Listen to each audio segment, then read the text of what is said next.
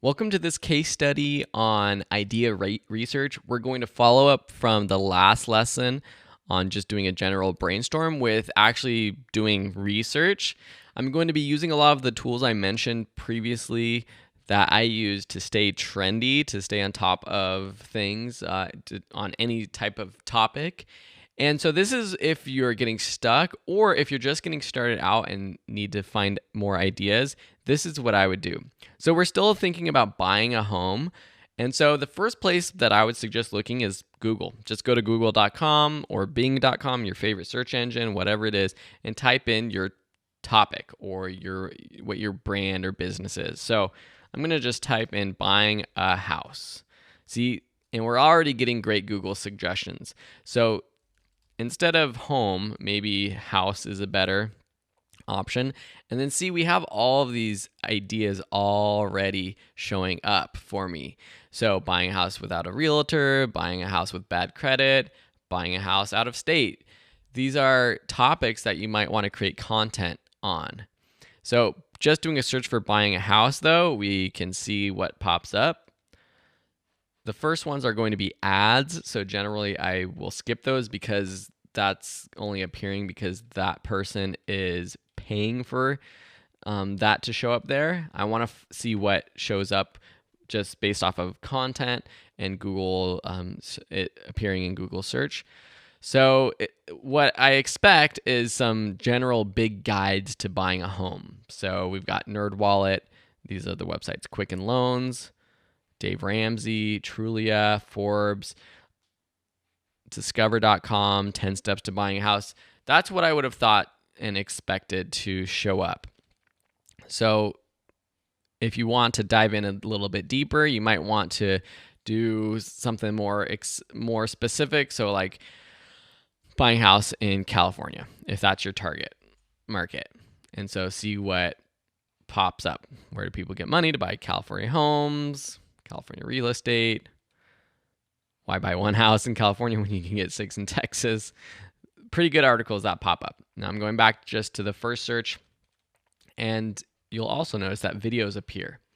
Now videos will appear in your search. People can also click on videos. That's what I do a lot when I do Google searches, so I assume other people do the same. And YouTube is going to rank really well on Google searches because it's owned by Google. And so posting your content on YouTube is a good idea. There are some other websites here like CNBC, I see that pops up, Business Insider, but generally Southern Living, those are big major brands that have their own platforms.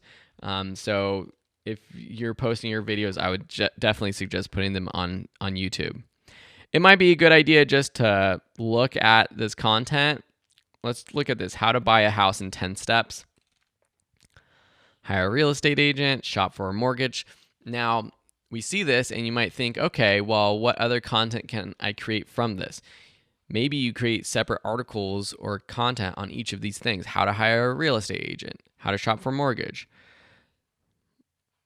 make a list of needs and wants. That's kind of, you'd have to reframe that into something else. How to browse online house listings, how to go to house viewings, how to make an offer and negotiate, how to get your loan approved. All of these could be great individual content. The next thing I do is when I go to these sites is I look on their sites as well. Trulia looks like it has a great set of guides. And so here we can look at their buying guides and so much great stuff. And this you can use for inspiration, your moving checklist, how a home inspection works. And it looks like, do we have to buy this content? That's really interesting.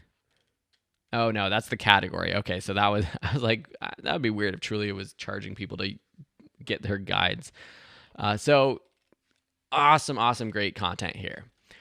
So that's Google, and that's what I would do with that. Next, I mentioned feedly.com. So this is another place you can just look at specific trending topics. And so you can sign up for free just with a Facebook account or Google account or just with your email. But basically what I like doing is following websites or doing keyword alerts. So if you go to keyword alerts and then you type in something like real estate We'll see if anything pops up. So you can follow Google's news right here for the real estate. Or let's see, home buying a home. Cool. So some of them will only show up will actually show up in Google News, which you could also just do this on Google News, but you can do more things. Let's type in Elon Musk, which is down here. So that's how you can follow specific get keyword alerts on Google. You can also go just do general searches for websites. So let's do real estate here. So you can see that some hashtags pop up. So you can follow the specific hashtags. You can follow specific blogs. So if we go to real estate, there you go. We got different content creators. So you can click on them and see the content that they're putting out, or you can just follow them this way. You can also see related topics. So if we want to see mortgage, for example, we can see what's showing up with mortgages. So different stuff here. So much stuff that there's so much content online. It's crazy. And it kind of begs the question, how do you stand out? But this is also how some people can find you. So just do a search for your topic and see what shows up. Maybe you'll find some content that interests you. Really though, if you're just searching, I would use Google, but this is a great way to kind of follow those topics. Next, let's go to YouTube. So I mentioned going to the trending page. So let's go to trending. Now, I doubt anything on here is going to be related to buying a house. Now, we're searching. This is April in 2019. So when you watch this, it's going to be a lot later. Lots of interesting stuff. I mean, we get the classics like latest music videos, some TV shows, world's biggest Jenga challenge.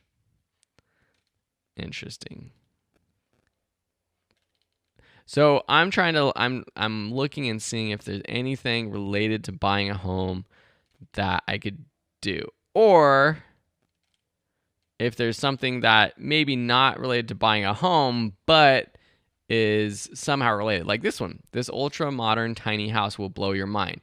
So if your market is into tiny homes, maybe this gives you some inspiration for the creating my web kind of video content that they might be interested in. Maybe you want to make your own tiny home videos.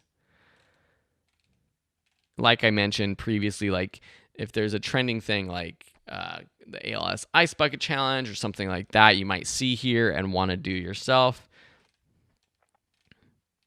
You can also do search. So let's do buying a home and see what step-by-step tutorial. We see the Dave Ramsey tutorial pop up here as well. First time home buyers mistakes. That's a great title. That's a great piece of content to have. Timeline for buying a house. That is what I would have wanted if I started. How to buy a foreclosed house. Bigger Pockets. And then you start to see people who are in this business. So Bigger Pockets, I know personally as a company that deals with selling and buying houses. They teach people how to to invest in homes and things like that. And so you can go onto their page and see what kinds of videos and content they're putting out as well for inspiration. Next, let's look at Reddit. So let's just type in home, buying a home. Maybe real estate is probably the better keyword to use. So we can see that we have some subreddits. Some might not be interesting to you, like real estate investing, or interesting to my audience. Real estate photography. I'm just scrolling down just to see what there is. Realtors. Okay, so let's go back to this main one, real estate. So here, would be a great thing to follow and to see if there's any trending topics that you want to write about or create content about. There is also going to be a lot of questions that people post, and that's one way you can come up with ideas for your content. All kinds of good stuff. Google Alerts, this is very similar to Feedly, so I don't want to spend too much time in here, but if we type in real estate, for example, you can sign up for a real estate, an alert whenever Google something pops up on Google with this term, you're going to get emailed about it. You can do like a digest, 1 email a day.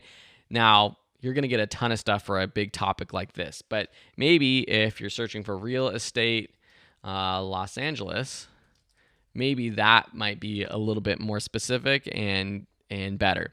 I have Google alerts for my name, for my business name, so that I can stay up to date if anyone is creating content about those things. I want to make sure that if something pops up on the internet about me, it's something good. It's not some sort of spam thing or anything like that. Similarly, Google Trends. So much stuff out here to use. Google Trends. So unlike Google Alerts, which you see like a preview of the articles and stuff that pops up when you type in a search term, that's just for setting up like an alert. Trends shows you what is trending in a particular topic. So if we type in real estate, for example, we can see, is this topic growing? Is it not growing? You can see over the past year, the topic has basically stayed popular. You can see by sub-region where it is more or less popular. So it's like interesting, like up in Montana, Wyoming, Maine, this is a very, very popular topic. Down below in the south of the US, it's not as popular. Kind of interesting, huh? All right, here's one last example of what I would use Google Trends for. Say I was doing tutorials on these different home search engines. I typed in the top 4 that I knew of off the top of my head: Zillow, Trulia, Redfin, Realtor. Now, the gap is astounding. Realtor.com shows up a lot more than any other ones. Zillow is next. And then Trulia and Redfin are a lot lower.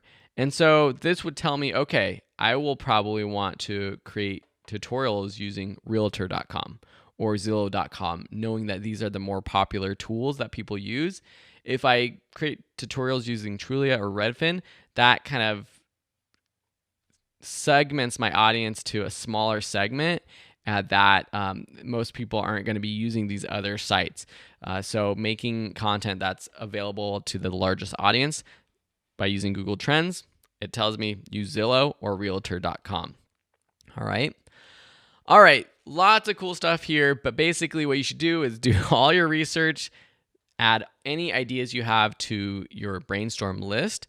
And now if you do that, I would guess that you should have dozens, if not over 100 items that you could create content on. It doesn't mean you have to do all of that ever or today or tomorrow, but now you will have a big swipe file of topics that you can create in the future. And like I mentioned, with your swipe file, it's important to copy these links, or if there's an image that you have or anything that inspires you, copy that to your document so you can look at it later to get help and inspiration. Thanks so much. I hope you enjoyed this little case study. Hope it wasn't too long for you, and we'll see you in the next lesson.